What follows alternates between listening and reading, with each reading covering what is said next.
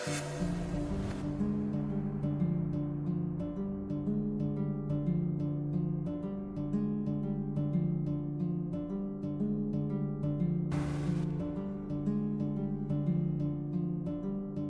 Goyo Jong Ogwene na kilala sa South Korea dahil sa ginawa niyang krimen na gumulat sa buong bansa. Pinatay niya ang dati niyang mister sa pinakabrutal at nakakatakot na pamamaraan. Kaya naman naging matunog ang kasong ito. Si Gwen ay ipinanganak noong 1983 at nagmula sa Jeju Island at doon na rin siya kapagtapos na kanyang pag-aaral. Nagkaroon ng normal na buhay si Gwen kasama ang kanyang pamilya.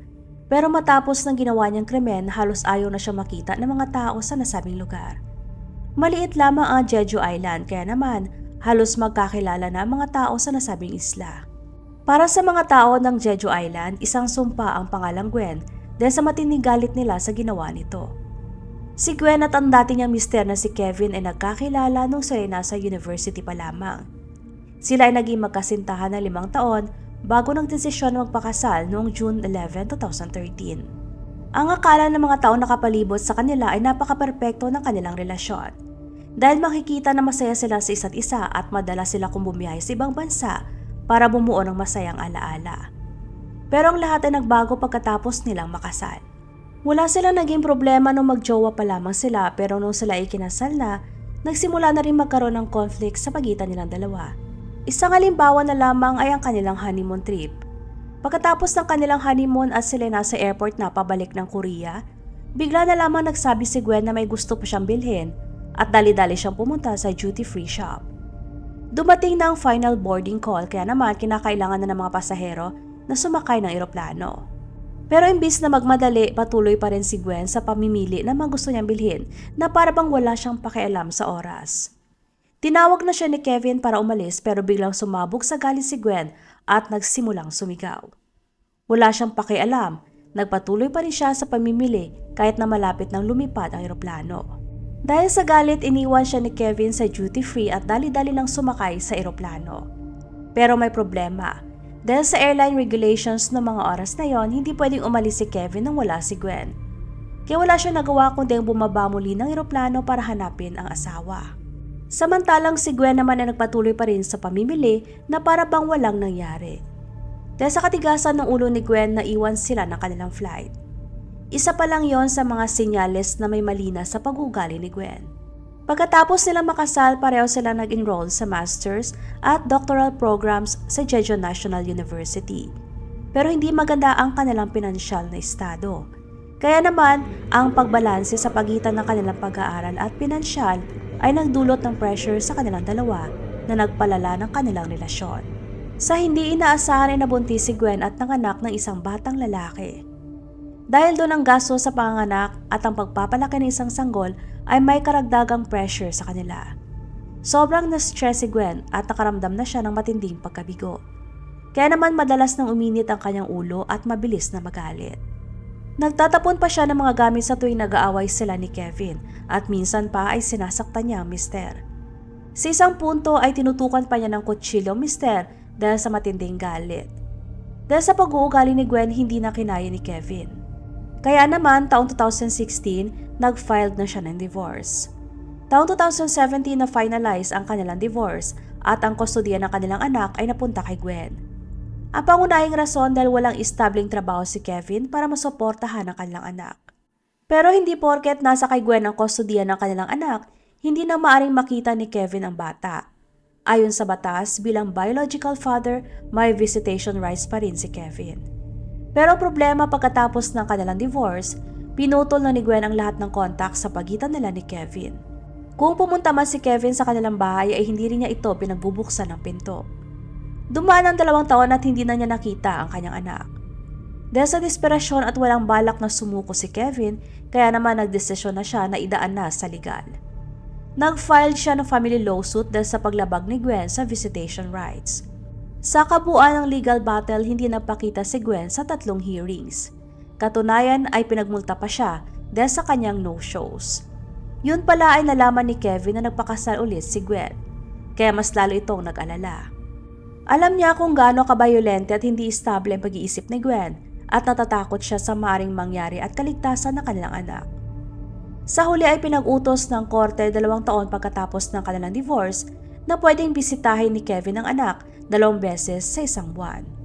Pero walang may nakakaalam ng utos na yun ng korte ay ang siyang gigising sa maitim na plano ni Gwen. Dahil para sa kanya, hindi katanggap-tanggap ang desisyon na yun ng korte. Sa loob ng 2 linggo nang umpisa na mag-search si Gwen sa online ng zolpidem, bone weight at lethal dose of nicotine. Tinutukan at pinag-aralan ni Gwen ang lahat para maplano niya ang mga susunod niyang gagawin. Kasunod noon ay kinontak ni Gwen si Kevin at sinabi na mabiyahe sila papunta sa isang pension house at gumugol ng quality time kasama ang kanilang anak. Dahil sa excited at namimista ni Kevin ang 5 taong gulang nilang anak, kaya naman pumayag siya sa hiling ni Gwen nang walang pag-alinlangan. Noong May 25, 2019 nakipagkita siya kay Gwen kasama ang kanilang anak. Sabay silang pumunta sa pension house na nasa Juchonyup, Jeju, kung saan si Gwen mismo ang nagpabook. Pumasok sila 3 sa pension at walang kamalay-malay si Kevin na yun na palang huling oras na makikita siyang buhay. Kinagabihan ay naghanda ng hapunan si Gwen at siya ay nagluto ng curry. Habang nagluluto ay hinaluan niyang ulam ng zolpidem. Ang zolpidem ay isang malakas na gamot pang patulog. Nagluto siya ng curry dahil mas matapang ang aroma at flavor nito. Kaya naman hindi malalasahan ang mapait na lasa ng gamot. Kinain ni Kevin ang curry at wala siyang alam sa nangyari. Di nagtagal ay umepekto na ang gamot at kaagad na nakatulog si Kevin. At sa puntong yun ay kumuha na si Gwen ng kutsilyo at sinaksak ang dating mister. Pero hindi kaagad namatay si Kevin. Sa unang saksak pa lang ay nagising na siya at nagawa pa niya makagapang patungo sa front door. Pero bago pa tuluyang makalayo si Kevin, muli siyang sinaksak ni Gwen ng 2 beses. Hanggang sa malagutan na siya ng hininga. Ang pinaka nakakagulat sa nangyari dahil habang ginagawa yun ni Gwen ay nandoon din ang 5 taong anak nila at nasaksihan niya ang lahat ng nangyari. Pero para kay Gwen hindi pa tapos ang kanyang krimen.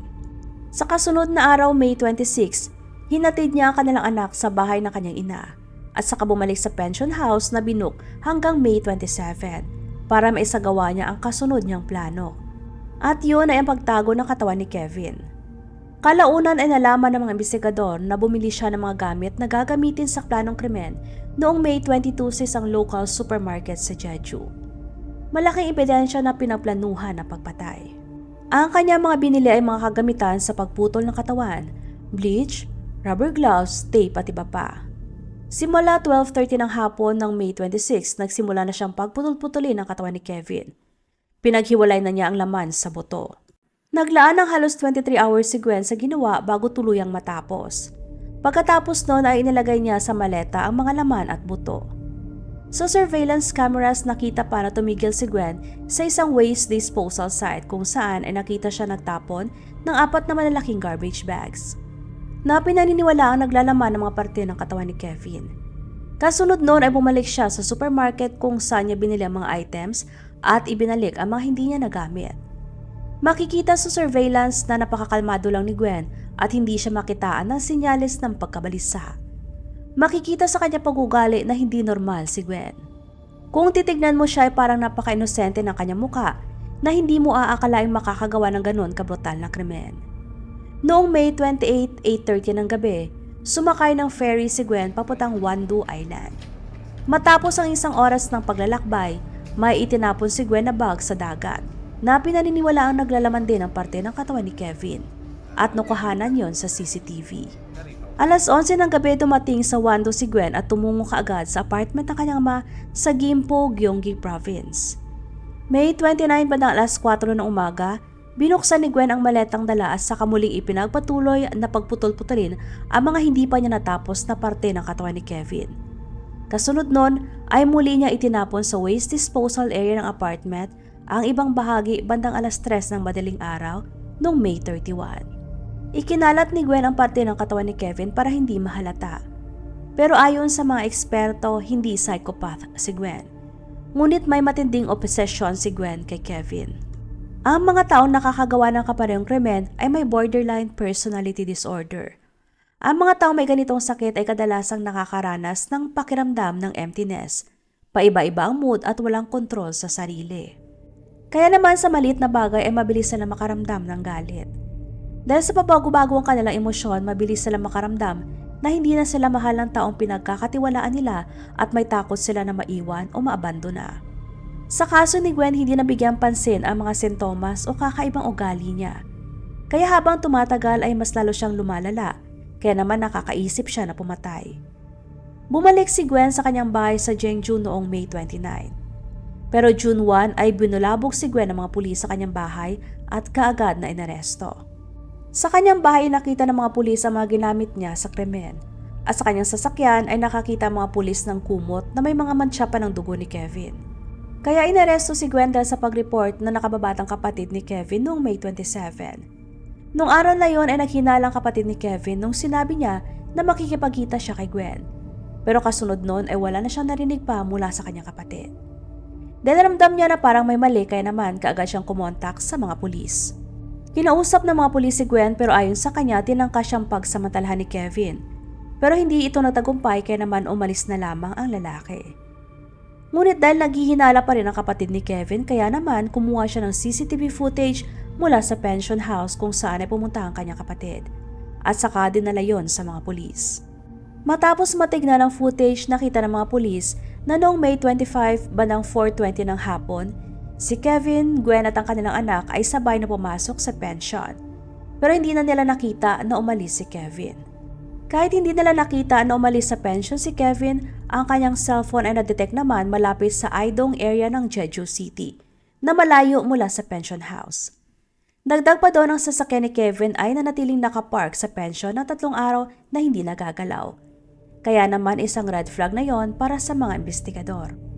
Doon na napagtanto ng mga pulis na hindi simpleng missing person case ang kanilang kinakaharap. Nakalaunan ay naging criminal case. At ang mga pulis ay nagsimula na rin suriin ang pension.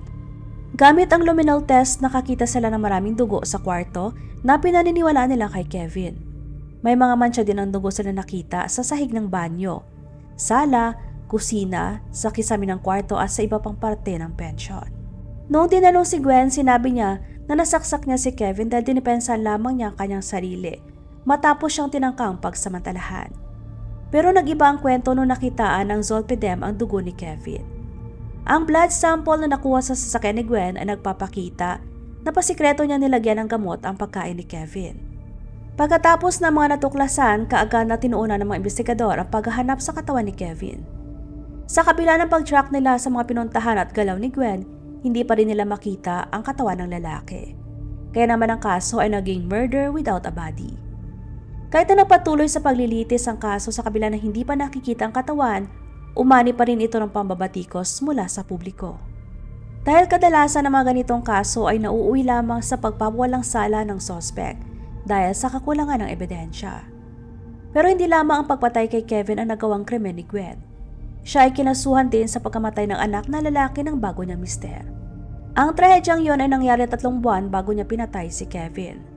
Sa mga oras na yon, si Gwen ay nakatira sa Jeonju kasama ang pangalawang mister niya na si Hong Tae.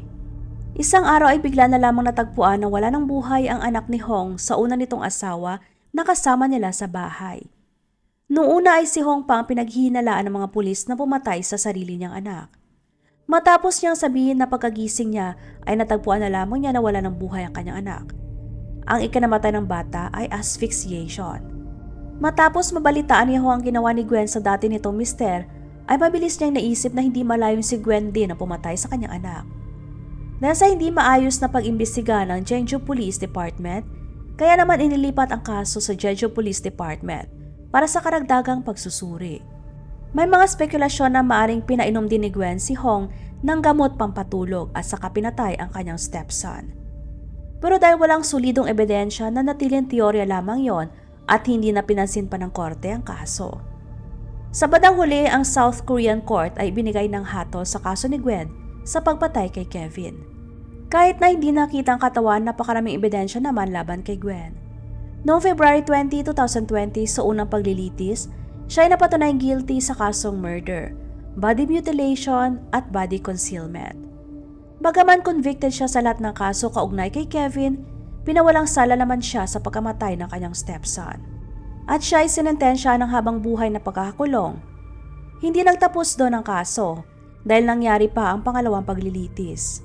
Ayon sa prosecutor, naging hatol kay Gwen ay napakagaan para sa karumal-dumal na krimen na ginawa niya. Kaya naman hiniling niya ang death penalty para kay Gwen. Naging emotional pa ang prosecutor at nang makaawa sa korte na hatulan na kamatayan si Gwen. Isang pangyayari na kumuha ng atensyon ng publiko. Pero ganun pa man ay pinanindigan pa rin ng korte ang naunang hatol. Dahil doon ang Jeju District Prosecutor's Office ay umapila sa Supreme Court. Ngunit pinanindigan din ng Supreme Court ang naunang hatol. Please support po my second channel na Usaping Krimen. Salitan ang pag-upload ko sa kada channel, kaya kung gusto niyo na makapanood ng crime story araw-araw, maaari lamang po na i-check ang bawat channel para sa mga panibagong videos. Maraming salamat!